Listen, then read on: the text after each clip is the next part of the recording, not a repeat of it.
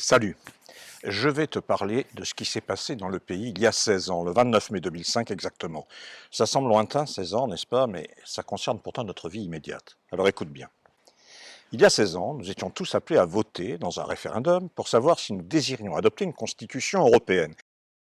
Et nous avons dit non. L'enjeu était clair. Le refus de disparaître comme peuple, comme nation, même si les choses n'étaient pas vraiment exprimées avec ces mots, mais le sens était là. Le refus donc de disparaître comme peuple, dans un ensemble supranational, le refus de la mondialisation capitaliste, sauvage, exprimé par la fameuse concurrence libre et non faussée qui interdit aux États de sauver leurs entreprises et donc les emplois. Il y a 16 ans, ça n'a pas été facile. Tu te souviens peut-être si tu étais là. Il y a 16 ans, nous avons assisté à un déferlement médiatique sans précédent. C'était oui dans toutes les télés, les radios, les journaux. Plus de 75% du temps d'antenne était réservé au oui. Rappelle-toi, ça te dira peut-être quelque chose. On nous bassinait avec une propagande grossière. C'était l'Europe ou le chaos, disait-il. À l'époque, je faisais des documentaires à France Télévisions et impulsais avec d'autres l'appel, le non censuré dans les médias, ça suffit. Eh bien, en quelques jours seulement, des milliers de signatures affluaient. On voyait bien à la machine à café où se situait le clivage. En dessous de 2 000 € par mois, c'était non. Au-dessus, c'était le mépris, le dédain contre ces ignorants, ces nationalistes, j'en passe et des meilleurs. Et surprise, alors que tous les pronostics donnaient une victoire du oui, eh bien c'est le non qui est passé.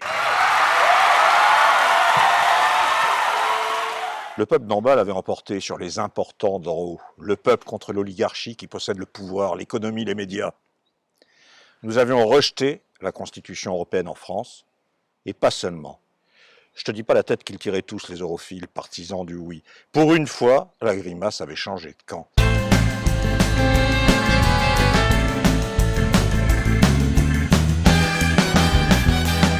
Alors, je ne sais ce que tu en penses, toi, mais une victoire à commémorer, comme c'est pas tous les jours, eh bien on va pas se priver. En démocratie, ça aurait été la fin de cet épisode. Le peuple avait tranché, et la cause devait être entendue. Et oui, seulement, la démocratie, parlons-en. Députés et sénateurs se sont littéralement assis dessus 3 ans plus tard. Nous avons été victimes d'un véritable coup d'État, lorsque députés et sénateurs, donc, ont fait entrer par la fenêtre ce que les Français avaient rejeté par la grande porte. C'était le traité de Lisbonne. C'est l'ancien président Giscard d'Estaing qui vend la mèche. Il déclare en effet: dans le traité de Lisbonne, rédigé exclusivement à partir du projet de traité constitutionnel, les outils sont exactement les mêmes. Seul l'ordre a changé dans la boîte à outils.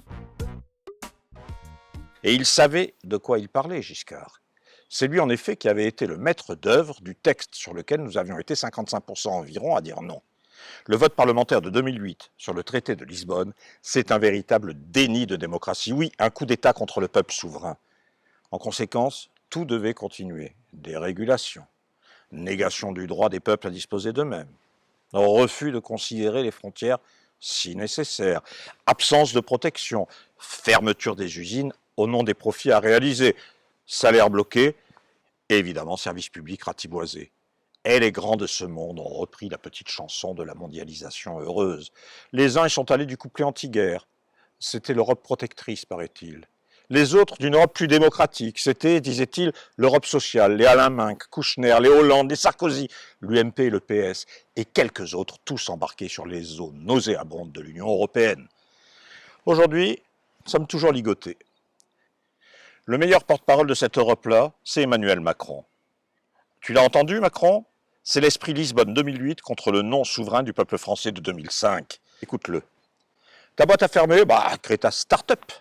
Tu veux du boulot? Traverse la rue.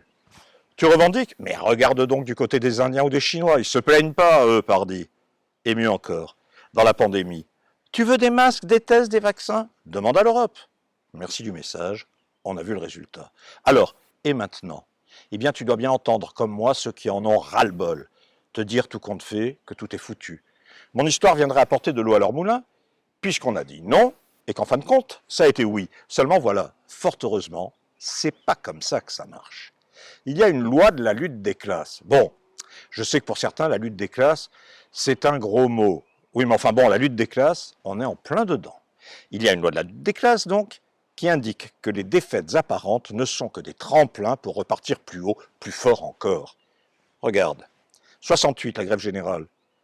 n'a eu lieu que parce qu'en 63, les mineurs ont mis un coup d'arrêt dans leur grande grève au projet gaulliste. 81 ressenti comme un tournant mettant fin au coup d'État permanent à la Ve République. C'est entre autres là-dessus que Mitterrand avait fait campagne. 81 n'a été possible que parce que 68 avait posé les jalons. Et plus récemment, le Brexit s'inscrit dans la foulée du non français de 2005.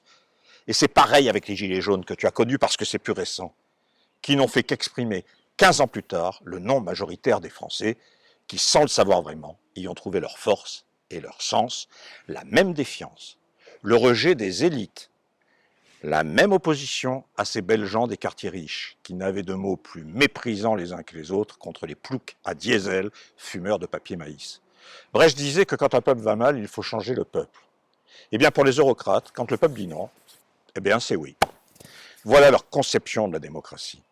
La crise ne peut que s'approfondir. Les raisons du non sont toujours là, amplifiées par la crise du capitalisme, par la politique dictée par l'Union européenne et mise en place par Macron lorsqu'il ne la devance pas. La force du non est toujours là, plus importante encore qu'hier lorsqu'elle explosait, majoritaire. Lorsqu'on interdit au peuple de dire et de décider, lorsqu'on lui supprime sa souveraineté, il cherche toujours à se faire entendre. Et si les urnes sont bafouées, bien alors le peuple cherche d'autres voies, d'autres moyens. Cela se nomme la lutte des classes, précisément. Tu vois, les raisons d'espérer sont en nous tous, tout simplement. J'espère que cette piqûre de rappel sur le 29 mai 2005 poussera la discussion. Avant de vous quitter, je vous indique que vous pouvez me retrouver ainsi qu'un certain nombre de mes amis sur le site La Sociale, où nous publions articles, réflexions, critiques, informations. Vous pouvez même, si cela vous dit, envoyer vos contributions. Je veux aussi vous inviter à cliquer sur le petit pouce quelque part sur l'écran là, pour que cette vidéo soit mieux référencée et donc plus visible.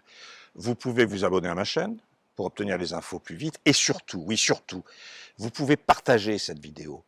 La faire connaître sur les réseaux sociaux, la faire connaître autour de vous, en informer vos contacts, par mail aussi, par bouche à oreille, pour permettre au plus grand nombre de s'emparer de ces questions qui nous concernent tous. Merci d'avance, portez-vous bien et à la prochaine.